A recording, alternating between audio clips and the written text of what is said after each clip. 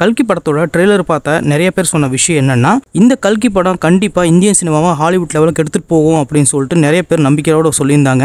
சரி, இந்த படம் உண்மையிலேயே ஹாலிவுட் லெவலுக்கு இந்தியன் சினிமா கொண்டு போச்சா இல்லையா, இந்த படத்தோட கதை என்ன, இந்த படம் எப்படி இருக்கு, இந்த படத்தோட ஃபுல் ரிவ்யூ தான் இந்த வீடியோ நம்ம பார்க்க போறோம். என்னுடைய சேனலுக்கு ஃபர்ஸ்ட் டைம் வந்திருந்தீங்கன்னா மறக்காம சப்ஸ்கிரைப் பண்ணிக்கங்க. என்னுடைய பேர் சக்திவேல். இந்த கல்கி படத்தோட கதை எங்க தொடங்குதுன்னா, 6000 வருஷத்துக்கு முன்னாடி நடக்கிற மகாபாரத போர்ல துரோகம் பண்ணி ஜெயிச்ச நம்ம அமிதாப் பச்சனுக்கு கிருஷ்ணர் ஒரு சாபம் கொடுக்குறாரு. அது என்னன்னா, இந்த ஜென்மத்துல நீ செஞ்ச பாவத்துக்காக திரும்பவும் 6000 வருஷம் கழிச்சு நான் இந்த பூமியில பிறப்பேன். ஆனா பிறக்கிறதுக்கு முன்னாடி எனக்கு நிறைய பிரச்சனைகள் வரும். அது எப்படியாவது கடந்து அந்த குழந்தைய எப்படியாவது பூமிக்கு கொண்டு வரணும் அப்படிங்கிற மாதிரியான ஒரு சாபத்தை கொடுத்துருவாரு. கிருஷ்ணர் சாபம் விட்ட மாதிரியே 6000 வருஷமா அமிதாப் பச்சன் அந்த குழந்தைக்காக காத்துக்கிட்டு இருக்காரு. இந்த சமயத்துல தான் இந்த படத்தோட மெயின் வில்லனான உலகநாயகன் கமலஹாசன் மம்மி படத்துல வர்ற எலும்புக்கூடு மாதிரி தொங்கிட்டு இருக்காரு. ஆனா அவருக்கு முழு உடல் அமைப்பு கொண்டு வரணும்னா அதுக்கு பிரெக்னண்டா இருக்கிற லேடிஸ் கிட்ட இருந்து சுரக்கிற வித்தியாசமான அந்த அமிலத்தின் மூலியமா தான் உலகநாயகன் கமலஹாசன் முழு உடலோட அழிக்க முடியாத ஒரு சக்தியா உருவாக்க முடியும். அதுக்காக நிறைய பிரெக்னண்டா இருக்கிற லேடிஸ் எல்லாம் கூட்டிட்டு கொண்டு அவங்க கிட்ட இருக்கிற அந்த அமிலங்களை வச்சுதான் உலகநாயகன் கமலஹாசன் உருவாக்கிட்டு இருக்காங்க. கடைசியா தீபிகா படுகோனுக்கு பிறக்க போற அந்த குழந்தை கிட்ட இருந்து அந்த அமிலத்தை எடுத்து உலகநாயகன் கமலஹாசனை எப்படியாவது முழு உடல் அமைப்போட உருவாக்கணும்னு முயற்சி பண்றாங்க. இதுக்கு தீபிகா படுகோனை தேடி எல்லாரும் அவரோட படைவீரர்கள் போய்கிட்டு இருக்காங்க. கடைசியா தீபிகா படுகோனை கண்டுபிடிச்சு அந்த கமலஹாசனை உருவாக்குனாங்களா இல்லையா, இதுக்கிடையில சாபத்தால பாதிக்கப்பட்ட அமிதாப் பச்சன் அந்த குழந்தைய காப்பாத்தினாரா இல்லையா, உண்மையிலே பிரபாஸ் யாரு, பிரபாஸ்க்கும் தீபிகா படுகோனுக்கும் அமிதாப் பச்சனுக்கு என்ன சம்பந்தம் அப்படிங்கிற விஷயத்த வேற லெவல் வச்சு முடிச்சிருக்காரு இயக்குனர் நாக் அஸ்வின். இந்த கல்கி படத்தோட கதையை ஒன்லைன்ல சொல்லும்போது ரொம்ப இன்ட்ரெஸ்டிங்கா இருக்கு. அதாவது பிறக்க போற ஒரு குழந்தைய எப்படியாவது காப்பாற்றணும்னு நினைக்கிறாங்க. இதுதான் இந்த படத்தோட பேசிக் கான்செப்ட். இந்த மாதிரி ஒரு விஷயத்தை ஸ்கிரீன் பிளேவில் ரொம்ப சூப்பராகவே காட்ட முடியும். ஆனா இந்த இயக்குனர் என்ன பண்ணியிருக்காருன்னா, ஃபர்ஸ்ட் ஹாஃப் வரைக்குமே பாத்தீங்கன்னா பிரபாஸை மட்டுமே பில்டப் பண்ணி ஃபர்ஸ்ட் ஹாஃப் முடிச்சிருக்காரு. இந்த கல்கி படத்தோட மொத்த டியூரேஷன் டைம் கிட்டத்தட்ட 3 மணி நேரம். 3 மணி நேரத்துல ஃபர்ஸ்ட் 1.5 மணி நேரம் ஃபர்ஸ்ட் ஹாஃபும் செகண்ட் 1.5 மணி நேரம் செகண்ட் ஹாஃபும் கொடுத்துருக்காங்க. இதுல ஃபர்ஸ்ட் 1.5 மணி நேரத்துல முக்கியமா 2 சீன் இருக்கு. ஒன்னு மகாபாரதத்தில் நடக்கிற அந்த ஃபர்ஸ்ட் 10 மினிட்ஸ், அடுத்ததான் பாத்தீங்கன்னா உலகநாயகன் கமலஹாசனை உருவாக்கிக்கிட்டு இருக்க அந்த 10 மினிட்ஸ். ஃபர்ஸ்ட் ஹாஃப்ல இந்த 20 நிமிஷத்தை மட்டும் நீங்க எடுத்துட்டு மீதி 70 நிமிஷத்தை பார்த்தீங்கன்னா கண்டிப்பா அதுல ஒண்ணுமே கிடையாது. இதுக்கு முன்னாடி பிரபாஸ் நடிச்ச திரைப்படங்கள்ல பிரபாஸ் வேற யாராவது பில்டப் பண்ணி தான் பார்த்துருக்கோம். ஆனா இந்த படத்துல மீதி இருக்கிற அந்த 70 நிமிஷத்துல பிரபாஸ் தன்னைத்தானே பில்டப் பண்ற மாதிரியான சீன்ஸ் வச்சிருக்காங்க. ஸோ இதெல்லாம் ரொம்ப கிரிஞ்சியா இருக்கு. ஸோ உண்மையை சொல்றேன், ஏத்துக்கவே முடியல. ஒரு மகாபாரத கதையை பேஸ் பண்ணி எடுத்துக்கிட்டு இருக்கிற ஒரு கதையில எதுக்கு தேவையில்லாம இந்த மாதிரியான ஒரு சீன் வைக்கிறாங்க அப்படிங்கிற மாதிரி விஷயமே புரியல. ஒரு கட்டத்துக்கு மேல இந்த படத்தோட ஃபர்ஸ்ட் ஹாஃப் எப்போ முடியும் அப்படிங்கிற மாதிரியான ஒரு ஃபீல் கொடுக்க ஆரம்பிச்சிருச்சு.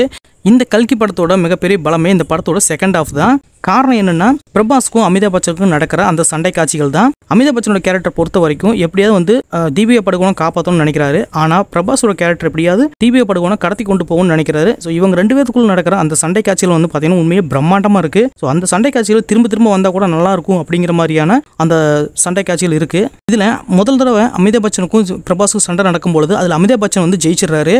பிரபாஸ் தோத்துறாரு. திரும்பவும் அமிதாப் பச்சன் கூட சண்டை போடுற காட்சிகள் எல்லாம் பார்த்தீங்கன்னா உண்மையிலேயே கூஸ் பம்ஸ் ஆகுது. அந்த அளவுக்கு பார்த்தீங்கன்னா இவங்க 2 பேருக்குள்ள நடக்கிற அந்த சண்டை காட்சிகள் உண்மையை பிரமிக்க வைக்குது. இந்த படத்தோட செகண்ட் ஹாஃப் பார்த்தீங்கன்னா கிட்டத்தட்ட 1.5 மணி நேரம். அந்த 1.5 மணி நேரத்தை ஒரு 2 மணி நேரமா இன்னொரு 2 சண்டை காட்சிகள் அமிதாப் பச்சனுக்கும் பிரபாஸுக்கும் கொடுத்து இதவே ஒரு 2.5 மணி நேரமா எடுத்து ரிலீஸ் பண்ணியிருந்தாலே இந்த படம் மேக்ஸிமம் ஹிட்டாக இருக்க வாய்ப்புகள் இருக்கு. இந்த கல்கி படத்தோட இன்னொரு பலமான ஒரு விஷயம் என்னன்னா, இந்த படத்தோட CGI அண்ட் VFX ஒர்க் தான். படத்துக்குள்ள பார்க்கறதுக்கு நல்ல பிரம்மாண்டமாவே இருக்கு. ஸோ ஸ்டார் வார்ஸ் படத்தை நிறைய இமிட்டேட் பண்ற மாதிரி இருக்கு. அதே சமயத்தில் மார்வல் மூவிஸை நிறைய காப்பி பண்ணி வச்ச மாதிரியான சீன்ஸ் இருக்கு. ஆனால் அதுக்கு தகுந்த மாதிரி CGI அண்ட் VFX ஒர்க் நல்லாவே ஒர்க் அவுட் ஆயிருக்குன்னு நினைக்கிறேன். இந்த கல்கி படத்தோட இன்னொரு பலமான ஒரு விஷயம்னு கேட்டிங்கன்னா அந்த BGM ஒர்க் தான். ஸோ சந்தோஷ் நாராயண் மற்ற சீன்ஸை ஒரு சில ஹாலிவுட் படங்கள்லேருந்து காப்பி பண்ண மாதிரியான ஒரு மியூசிக் வர மாதிரி தோணுது. ஆனால் அமிதாப் பச்சனுக்கு போடுற அந்த BGM பார்த்தீங்கன்னா சூப்பராகவே இருக்குது. இந்த கல்கி படத்தோட மிகப்பெரிய ஒரு பலவீனமே என்னன்னு கேட்டிங்கன்னா இந்த படத்தோட ஃபர்ஸ்ட் ஹாஃப் தான். ஸோ ஃபர்ஸ்ட் ஹாஃப் தேவையே கிடையாதுன்னு சொல்லலாம். அந்தளவுக்கு இந்த படத்தோட ஃபர்ஸ்ட் ஹாஃப் இருக்குது. அடுத்ததான் இந்த படத்தில் வர்ற நிறைய சீன்ஸ் நிறைய ஹாலிவுட் திரைப்படங்கள்லேருந்து இன்ஸ்பயர் பண்ணி வச்சுருக்காங்க. அதுவும் முக்கியமாக ஸ்டார் வார்ஸ் மார்வல் மூவிஸ்லேருந்து நிறைய சீன்ஸை அப்பட்டமாக அப்படியே எடுத்து வச்சுருக்காங்க. ஸோ அந்த மாதிரி விஷயங்களை கம்மி பண்ணியிருந்துருக்கலாம். அடுத்ததான் இன்னொரு பலவீனமான ஒரு விஷயம் என்னென்னு கேட்டிங்கன்னா பிரபாஸோட நடிப்பு தான். ஃபர்ஸ்ட் ஹாஃப் வரைக்குமே பார்த்தீங்கன்னா நிறைய கிரன்ச்சு சீன்ஸாக இருந்துக்கிட்டு இருக்கு.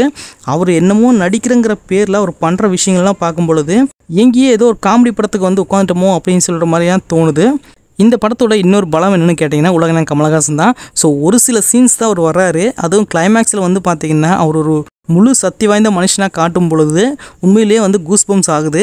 அதுலேயும் ஃபர்ஸ்ட் ஹாஃபில் அவர் வந்து அந்த மம்மி பம்பு கூட மாதிரி தொங்கிட்டு வரும் பொழுது இப்போ வந்து அவர் கொடுக்குற பர்ஃபார்மன்ஸாக இருக்கட்டும், இல்லை கிளைமாக்ஸ் போர்ஷனில் அவர் கொடுக்குற பர்ஃபார்மன்ஸாக இருக்கட்டும், இந்த 2 விஷயங்கள் பார்த்தீங்கன்னா அவருடைய போர்ஷன்ஸை அவர் கரெக்டாக பண்ணிட்டாருன்னு தோணுது. ஆனால் மற்றபடி வந்து பார்த்தீங்கன்னா இந்த படத்தில் அமிதாப் பச்சனும் பிரபாஸும் மோதிக்கிற சீன்ஸ் தவிர பெருசாக எதுவுமே நல்லா இல்லைன்னு தான் சொல்ல முடியும்.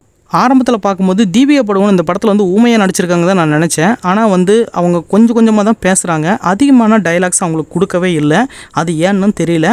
அடுத்ததான் இந்த படத்தில் பிரபாஸ்க்கு ஹீரோயினு வர திஷா பத்தானி வந்து பார்த்தீங்கன்னா எதுக்காக வந்தாங்க, ஏன் நடித்தாங்க, என்ன பண்ணாங்க அப்படிங்கிற விஷயத்தை வந்து எங்கேயுமே பதிவு பண்ணலை.